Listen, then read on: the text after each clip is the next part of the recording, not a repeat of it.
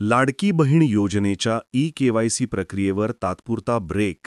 स्थानिक स्वराज्य निवडणुकीच्या पार्श्वभूमीवर महायुती सरकारचा राजकीय डाव. महाराष्ट्रातील महायुती सरकारला 2024च्या विधानसभा निवडणुकीत सत्तेत येण्यासाठी मुख्यमंत्री माझी लाडकी बहीण योजनेचा मोठा आधार मिळाला होता. या योजनेअंतर्गत 21 ते 65 वर्षे वयोगटातील गरजू महिलांना दरमहा 1500 रुपये आर्थिक सहाय्य दिले जाते, ज्यामुळे लाखो महिलांना आर्थिक स्थैर्य मिळाले आणि त्यांनी मतदारसंघातून महायुतीला विजयी ठरविण्यात महत्त्वाची भूमिका बजावली. मात्र आता आगामी स्थानिक स्वराज्य संस्थांच्या निवडणुका, ज्या पुढील 1-2 महिन्यात होण्याची शक्यता आहे, डोळ्यासमोर ठेवून या योजनेच्या लाभार्थ्यांमध्ये नाराजी निर्माण होऊ नये यासाठी सरकारने एक महत्त्वपूर्ण निर्णय घेतला आहे.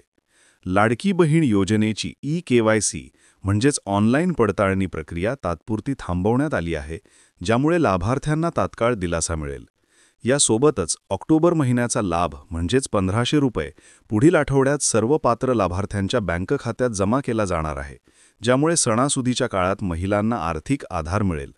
आमचे प्रतिनिधी शिवाजी शिंदे यांनी दिलेल्या माहितीनुसार लाडक्या बहिणींची नाराजी महायुती सरकारला स्थानिक स्वराज्य संस्थांच्या निवडणुकीत परवडणारी नाही हे लक्षात येताच हा निर्णय घेण्यात आला आहे.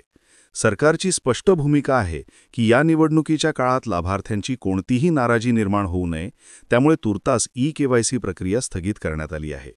गेल्या 3-4 महिन्यांपासून या योजनेचा लाभ अनेक बोगस व्यक्तींनी, जसे की अपात्र पुरुष किंवा 4-चाकी वाहन असलेल्या कुटुंबातील व्यक्तींनी घेतल्याचे समोर आले आहे.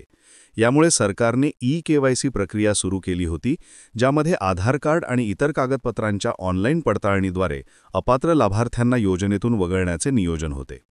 राज्यभरातून सुमारे 56 लाख महिलांनी या योजनेसाठी अर्ज केले होते आणि त्यापैकी 4-चाकी वाहन असलेल्या महिलांना प्राधान्याने वगळण्याची प्रक्रिया सुरू झाली होती.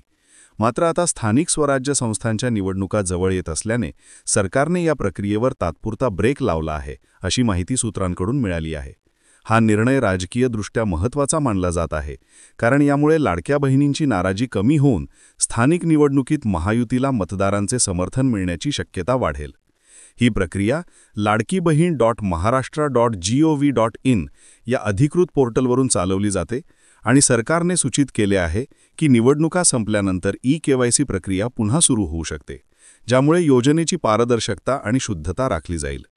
या निर्णयामुळे महिलांना तात्काळ आर्थिक दिलासा मिळेल आणि महायुती सरकारला स्थानिक पातळीवरही राजकीय बळ मिळेल अशी अपेक्षा आहे. अधिक माहिती आणि ताज्या महाराष्ट्र अपडेटसाठी चॅनलला सबस्क्राईब करा.